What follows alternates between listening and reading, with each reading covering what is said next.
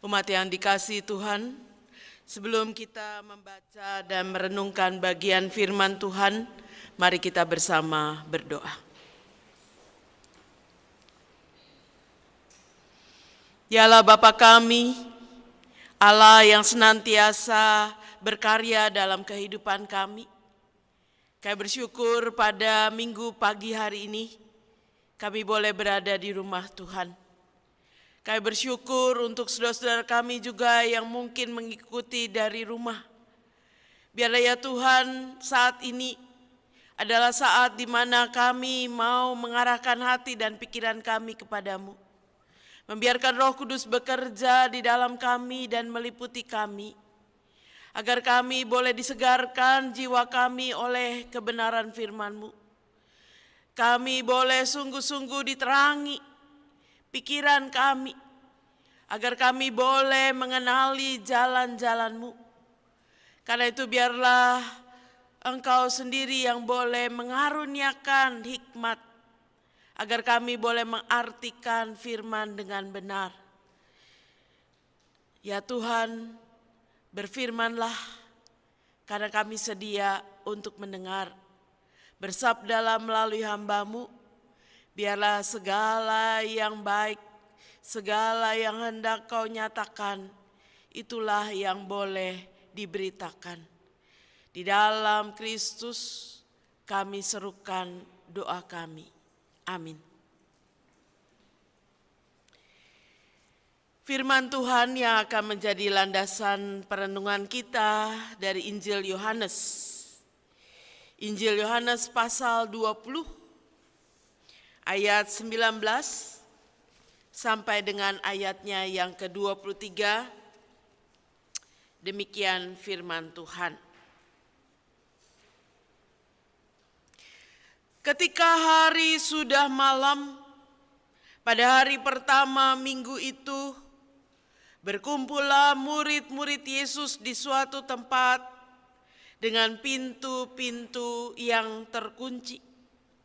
Karena mereka takut kepada orang-orang Yahudi. Pada waktu itu datanglah Yesus dan berdiri di tengah-tengah mereka dan berkata, "Damai sejahtera bagi kamu." Dan sesudah berkata demikian, ia menunjukkan tangannya dan lambungnya kepada mereka. Murid-murid itu bersuka cita ketika mereka melihat Tuhan. Maka kata Yesus sekali lagi, "Damai sejahtera bagi kamu. Sama seperti Bapa mengutus aku, demikian juga sekarang aku mengutus kamu." Dan sesudah berkata demikian, ia mengembusi mereka dan berkata, "Terimalah Roh Kudus. Jikalau kamu mengampuni dosa orang, dosanya diampuni. Dan jikalau kamu menyatakan dosa orang tetap ada, dosanya tetap ada." Demikianlah firman Tuhan. Berbahagialah mereka yang mendengarkan firman dan yang memelihara dalam kehidupannya. Haleluya.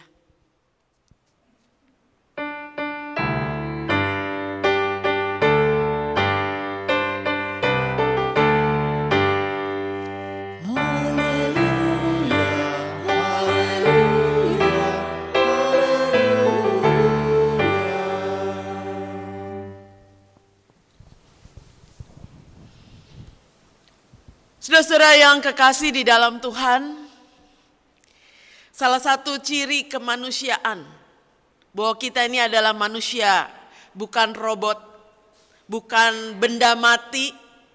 Salah satu cirinya adalah manusia memiliki rasa perasaan. Ada banyak sekali perasaan yang kita miliki. Bisa perasaan senang, bisa perasaan sedih, bisa perasaan khawatir, tetapi terutama yang sering kali melanda kita adalah rasa takut. Saudara-saudara, Ada nggak di antara kita yang tidak pernah merasa takut? Saya yakin tiap kita pernah merasakannya ya. Baik semasa kita kecil, apakah orang dewasa tidak punya rasa takut? Oh, ketakutannya berbeda. Kalau waktu kecil takut gelap, takut kalau hujan besar petir tuh takut geledek gitu ya, guntur, takut kesepian. Orang dewasa juga punya ketakutannya sendiri. Saudara-saudara, ada 3 rasa takut yang terbesar yang hampir dirasakan oleh setiap orang. Kalau kita membaca kitab Kejadian, Adam juga merasa takut ketika dia tahu bahwa dia melakukan dosa, dia juga takut dan bersembunyi. Tetapi ketakutan terbesar yang terjadi dalam kehidupan kita sebagai manusia adalah yang pertama, dalam hidup seringkali kita takut gagal. Saudara-saudara, ada 2 kemungkinan dalam hidup. Apakah Anda gagal atau Anda berhasil? Saya yakin semua orang ingin berhasil. Para orang tua mendoakan anaknya untuk berhasil. Setiap orang berjuang supaya berhasil dalam hidup. Tapi kemungkinan yang bisa gagal atau bisa berhasil itu membuat kita seringkali tidak berani mencoba. Tidak berani melakukan hal-hal baru. Tidak berani merintis. Karena apa? Karena kita takut gagal. Gagal dalam studi, bisa sekolah, bisa kuliah, tapi bagian tugas akhirnya kadang-kadang mandek ya. Berhadapan dengan dosen yang killer, berhadapan dengan dosen pembimbing yang mungkin mengkritisi karyanya luar biasa sehingga akhirnya nggak sanggup untuk menyelesaikan. Gagal dalam studi, gagal dalam karir, merintis karir. Tapi kemudian menemui ada banyak kendala-kendala yang kemudian membuat akhirnya menyerah. Atau gagal dalam hidup, membangun hubungan, membangun hidup keluarga, itu juga bisa terjadi. Saudara-saudara, ada orang yang takut gagalnya berkelebihan. Ya, berkelebihan daripada orang lain, itu disebut atychifobia. Ketakutan tuh fobia. Tapi kalau berlebihan, takut gagalnya berlebihan, ada namanya sendiri atychifobia. Dan saudara-saudara, takut gagal itu melanda banyak orang, bukan anak kecil. Kalau anak kecil nggak takut. Kalau anak kecil, suka mencoba, suka eksplorasi. Kalau gagal, coba lagi. Tapi kadang orang dewasa justru takut gagal. Yang kedua adalah takut ditolak. Semua orang ingin mendapat penerimaan dari orang lain. Tidak ada orang yang mau ditolak, ya. Kita ingin kalau kita bergaul, kita berteman, kita berhubungan dengan orang lain, dengan klien, dengan siapapun, kita ingin diterima apa adanya. Tetapi ada banyak orang yang memiliki kurang kepercayaan diri sehingga dia takut ditolak. Takut ditolak sehingga sangat bergantung pada pengakuan orang lain. Kalau tidak diakui oleh orang lain, kalau tidak diterima dengan baik, dia merasa minder. Dan ada banyak orang yang sangat mementingkan penampilan, performance, supaya dia bisa diterima oleh orang lain. Para remaja seringkali orang muda berhadapan dengan ketakutan seperti itu. Takut ditolak sehingga kurang percaya diri dan seringkali ragu-ragu untuk memulai segala hubungan, segala upaya-upaya mendekatkan diri dengan orang lain. Dan takut yang ketiga adalah yang juga melanda sebagian besar orang atau bahkan semua orang, takut mati. Saudara-saudara, ini ketakutan yang paling utama. Walaupun kita sadar, kematian akan datang pada siapa saja. Kematian akan datang pada waktunya. dengan cara apa saja, tapi kadang-kadang kita belum siap untuk menghadapinya. Banyak orang takut membayangkan apa yang terjadi setelah kematian. Takut membayangkan apa yang terjadi dengan orang-orang yang akan ditinggalkan, orang-orang terkasih pasti. Dan rasa takut berkelebihan terhadap kematian itu disebut thanatofobia, yang tentunya melanda sebagian besar orang. Nah, saudara-saudara, ketika kita sebagai manusia diperhadapkan dengan ketakutan, takut gagal, takut ditolak, takut mati, ada ketakutan-ketakutan lain yang mungkin kita hadapi. Sebelum takut mati, takut sakit, ya. Ada banyak orang dalam pandemi ini berusaha untuk tidak sakit. Kalau bisa ya, minum vitamin, makan sehat, berolahraga, minum jamu atau apapun untuk membuat kita ini fit terus. Tetapi saudara-saudara, menghadapi keberadaan kita sebagai manusia yang lemah, yang kadang-kadang kita berusaha untuk kuat dan sehat, tetapi tentunya kelemahan tubuh kita bisa datang kapan saja. Hanya karena hujan rintik yang kena di kepala aja bisa membuat kita pusing, membuat kita mungkin merasa tidak enak badan dan sebagainya. Nah, saudara-saudara, dalam bagian bacaan kita Yohanes 20, para murid Yesus yang selalu berada bersama dengan Yesus, yang selalu merasa tenang dan aman kalau ada Yesus. Tapi dalam Yohanes 20, para murid Yesus sedang mengalami ketakutan. Karena Yesus tidak lagi berada bersama dengan mereka. Karena Yesus baru saja mati, dan kemudian sekalipun Yesus kuburnya kosong, mereka belum berjumpa dengan Yesus. Dan dalam Yohanes 20 dikatakan para murid Yesus itu bersembunyi. Orang yang takut itu biasanya sembunyi. Sama seperti Adam juga yang takut karena dia berdosa, maka ketika dia mendengar Allah mendekat, dia bersembunyi. Karena ketakutan maka mereka bersembunyi dalam suatu ruangan dengan pintu yang terkunci rapat. Mereka takut. Kalau gurunya saja ditangkap dan mati di kayu salib, jangan-jangan mereka sebagai muridnya akan mengalami nasib yang kurang lebih sama. Ditangkap, disiksa, bahkan dibunuh juga. Oleh karena itu para murid di dalam kesendirian mereka berkumpul dan kemudian mereka bersembunyi, tidak tahu apa yang harus dilakukan. Pokoknya mereka menyelamatkan diri, mengamankan diri dan melihat apa yang mereka bisa kerjakan. Ketakutan mereka, tentu mereka takut ditangkap, takut mengalami siksaan, takut mati juga terbunuh. Mungkin kematian Yesus membuat mereka trauma. Siapa yang tidak trauma, ya? Sebagai murid yang dekat dengan Yesus kemudian harus menyaksikan bagaimana Yesus mati di atas kayu salib, kematian yang saat itu sangat kejam tetapi juga sangat hina. Dan itu mungkin menimbulkan traumatis hebat bagi para murid. Sehingga mereka memilih untuk menyembunyikan diri demi keamanan dirinya. Di tengah ketakutan itu sebetulnya apa yang paling dibutuhkan? Orang yang takut itu butuh apa? Orang yang takut itu butuh rasa aman. Orang yang takut itu butuh rasa tenang dan rasa damai.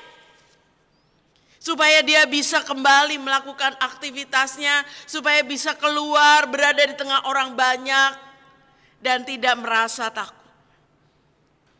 Dan saudara, dalam perjumpaan Yesus dengan para murid ketika mereka takut, maka dikatakan datanglah Yesus berdiri di tengah-tengah mereka dan berkata, damai sejahtera bagi kamu. Sebelumnya dikatakan bahwa mereka ada di suatu ruangan dengan pintu yang terkunci. Itu berarti Yesus hadir di tengah-tengah mereka dengan tubuh kebangkitan yang tidak lagi terbatas oleh ruang dan waktu. Dan Yesus hadir untuk memberikan apa yang paling mereka butuhkan saat itu, yaitu kedamaian. Damai sejahtera bagi kamu.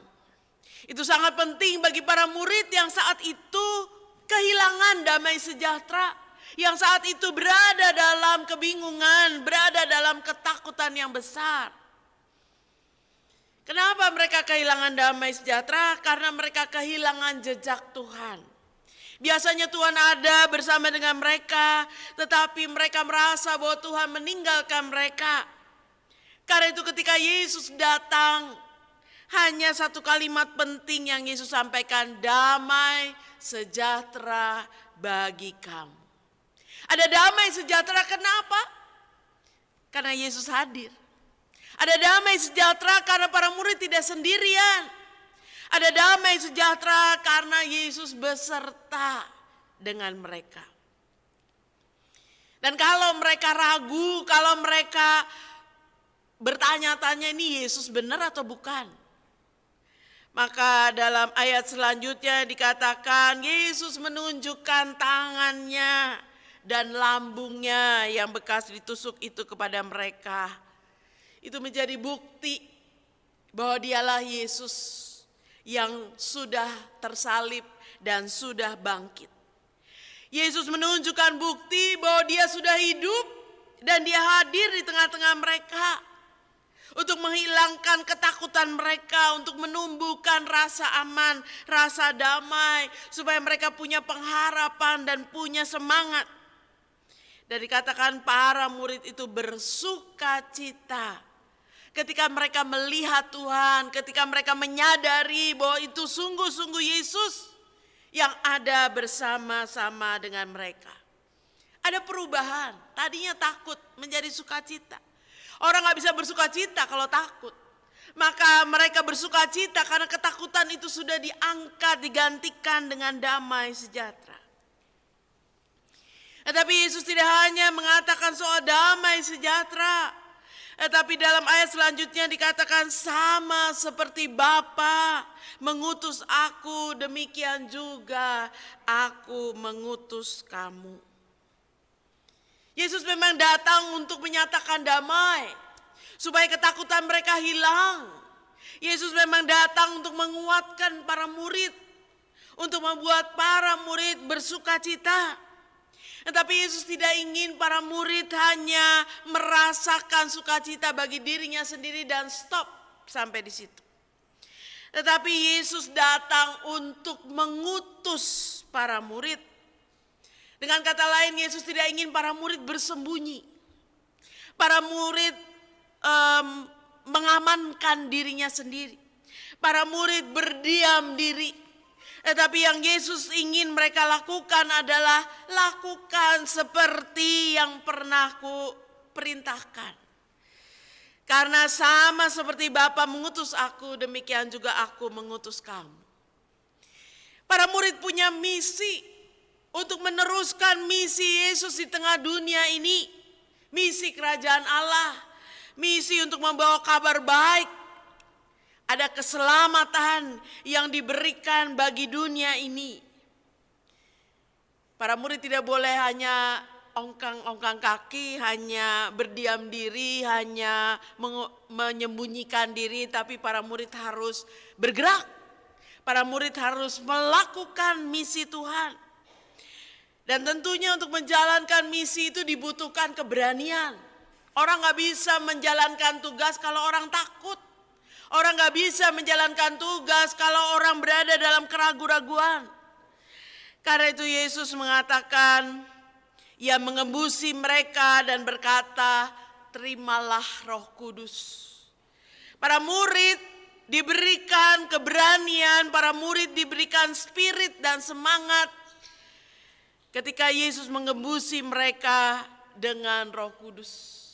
Kata yang sama yang dipakai dalam Kejadian ketika Allah memberikan nafasnya kepada manusia pertama, menghembuskan nafasnya dan memberikan roh Allah atau ruah Allah.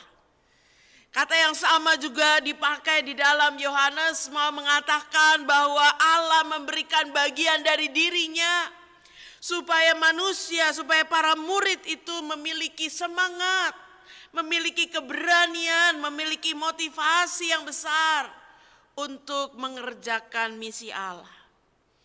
Dengan kata lain, perubahan yang terjadi pada murid bukan hanya perubahan sementara, tapi perubahan yang akan terjadi berlanjut. Perubahan yang terjadi oleh karena Roh Kudus mengubahkan ketakutan menjadi keberanian. Misi Allah tidak bisa dilakukan hanya dengan kekuatan kita sendiri. Tetapi oleh pekerjaan Allah melalui Roh Kudus, maka misi Allah bisa terus dilanjutkan. Para murid harus terus memberitakan Injil dan kabar baik. Sebab di tengah dunia ini banyak orang yang belum pernah mendengar bahwa keselamatan ada di dalam Kristus. Keselamatan diberikan dengan cuma-cuma. Ketika dia mengorbankan nyawanya, maka setiap orang yang memandang kepadanya dan percaya akan memperoleh hidup. Ada banyak orang yang masih mengupayakan keselamatan dengan usahanya sendiri. Dengan bekerja keras, dengan kesalehannya, dengan segala upaya-upayanya. Tetapi kabar baik yang harus diberitakan oleh murid Kristus adalah keselamatan di dalam Kristus. Karena itu saudara dan saya juga adalah murid-murid Tuhan. Saudara dan saya juga dipanggil untuk memberitakan kabar baik. Jangan menyimpan kabar baik untuk diri kita sendiri. Jangan menyimpannya untuk diri kita sendiri. Tetapi saudara dan saya dipanggil dan diutus untuk memberitakannya bagi banyak orang. Tuhan memakai segala cara untuk mendorong, untuk menyemangati orang percaya, para murid, untuk bisa memberitakan kabar baik. Dan dalam konteks kehidupan kita saat ini, Tuhan memakai segala cara yang membuat orang juga memahami kabar baik. Di satu pihak ada pandemi yang sampai saat ini belum berakhir, tetapi kita berharap segera berakhir. Kita berharap tahun ini adalah tahun terakhir kita berada dalam pandemi. Ya, mudah-mudahan kasus yang semakin menurun bisa dipertahankan dan kemudian betul-betul kita bisa masuk di era baru pasca pandemi. Di satu pihak ada pandemi yang menyulitkan, yang membuat ekonomi sulit, yang membuat orang setengah mati dalam menjalankan kehidupannya. Tapi saudara-saudara, di pihak lain, pandemi ini membuat orang memiliki gaya baru, kebiasaan baru untuk tergantung pada online. Ya, bersyukur kita bisa onsite, di banyak gereja sudah mulai hibrid, ada onsite dan online. Tapi saudara-saudara, ketika pandemi ini membuat kita menjadi gereja yang harus memberitakan firman dengan online, saudara-saudara, orang kalau mau mendengarkan firman nggak perlu hadir di gereja, bisa secara online. Seharusnya kita punya semangat untuk datang ke gereja. Kenapa tidak? Ya, karena Tuhan yang akan menyertai kita. Tapi saudara-saudara, ada banyak orang yang belum pernah ke gereja, yang memang bukan orang Kristen, yang kepengen dengar tentang firman Tuhan. Pandemi membuat mereka bisa mendengar, tidak sulit untuk membuka. Mereka bisa lihat YouTube di mana saja, ada banyak khotbah dari berbagai gereja, mereka bisa mendengar. Kalau dulu mereka harus bersembunyi-sembunyi datang ke gereja, sulit. Pandemi membuat Injil tersebar luas. Itu adalah berkat di masa pandemi. Dan Tuhan bisa memakai segala cara. Ada orang yang terbuka, ada orang yang kemudian menerima Kristus lewat lagu. Ada banyak lagu yang diberkati. Salah satunya waktu Tuhan adalah yang terbaik. Ya, lagu itu bisa memberkati banyak orang, bukan hanya orang Kristen, tapi orang yang tidak pernah mendengar tentang Yesus juga diberkati oleh lagu itu. Ada orang yang diberkati oleh lagu, ada orang yang diberkati lewat peristiwa-peristiwa yang terjadi di tengah pandemi, mengalami kesulitan, tapi Tuhan buka jalan. Dan kemudian orang diberkati. Orang mengalami bahwa Tuhan itu hidup. Lewat firman Tuhan yang diberitakan. Jadi saudara-saudara, apapun yang kita hadapi, situasi sulit sekalipun, Tuhan bisa mengubahkannya. Supaya itu bisa menjadi berkat bagi banyak orang, pandemi sekalipun. Dan tema kita hari ini adalah melepaskan belenggu ketakutan. Saudara-saudara, pertanyaannya, adakah saat ini belenggu-belenggu yang sungguh-sungguh mencekam kita, yang sungguh-sungguh mengikat kita dan membuat kita takut? Saya tidak tahu, bagi setiap orang ketakutan-ketakutannya mungkin berbeda. Bukan salah satu dari yang saya sebutkan tadi, mungkin ada ketakutan-ketakutan lain. Takut kesepian, takut mengalami penolakan, takut ditinggalkan dan sebagainya. Apapun perasaan takut yang Anda alami, di satu pihak wajar karena kita adalah manusia yang seringkali berubah-ubah, yang seringkali lemah, yang seringkali tidak berdaya. Tetapi sebagai murid Tuhan, hari ini adalah Minggu Paskah yang kedua. Saudara dan saya mau diingatkan bahwa Tuhan kita bukan Tuhan yang ada di kubur, tapi Tuhan yang bangkit, Tuhan yang hidup. Karena Dia hidup, maka ada pengharapan. Seandainya Tuhan kita tidak bangkit, Paulus mengatakan sia-sialah iman kita. Tetapi karena Kristus bangkit, maka kita punya harapan masa depan. Karena itu saudara dan saya diajak untuk melepaskan segala ketakutan itu. Gimana cara melepaskannya? Karena kalau ketakutan itu sudah ada dalam hati, dia mengikat kita. Dia merongrong kita, dia membuat kita tidak berdaya, dia membuat kita kemudian menjadi lemah. Kita bisa melepaskan ketakutan kalau kita meyakini ada Tuhan yang menolong kita. Kita bisa melepaskan ketakutan kalau kita mau menyerahkan segala ketakutan dan kekhawatiran kita kepada Tuhan. Karena itu saudara dan saya diajak dalam Minggu Paskah yang kedua. Kalau Tuhan kita hidup, Tuhan kita sudah bangkit, jangan biarkan ketakutan itu merongrong kita. Jangan biarkan ketakutan-ketakutan kita itu melemahkan kita. Apapun bentuknya, mungkin takut akan masa depan, takut dengan segala sesuatu yang berhubungan dengan pandemi, takut dengan ketidakstabilan ekonomi dan politik.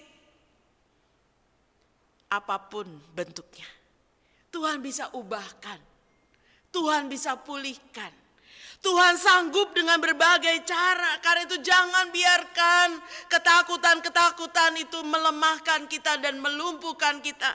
Membuat kita menjadi orang-orang yang kalah. Membuat orang-orang yang menyerah. Saudara dan saya sebagai murid Tuhan dipanggil untuk punya semangat.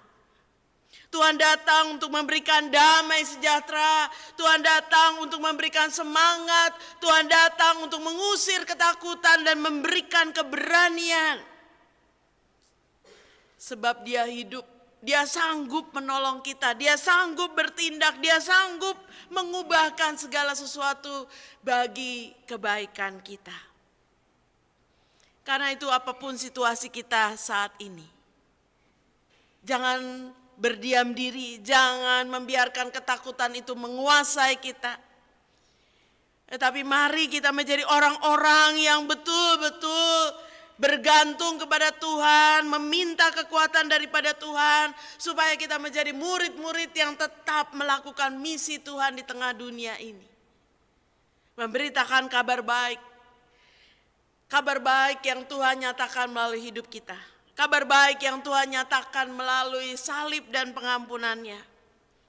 Jangan berdiam diri, jangan sibuk dengan segala hal yang melemahkan kita, tetapi alami kuasa Tuhan melalui Roh Kudus-Nya yang mau beracara, yang mau bertindak, yang mau berkuasa dalam diri saudara dan saya. Minta kekuatan dari Tuhan supaya saya bisa melepaskan ketakutan-ketakutan itu dan memiliki keberanian untuk hidup. Berani hidup karena kita punya Tuhan yang hidup. Amin.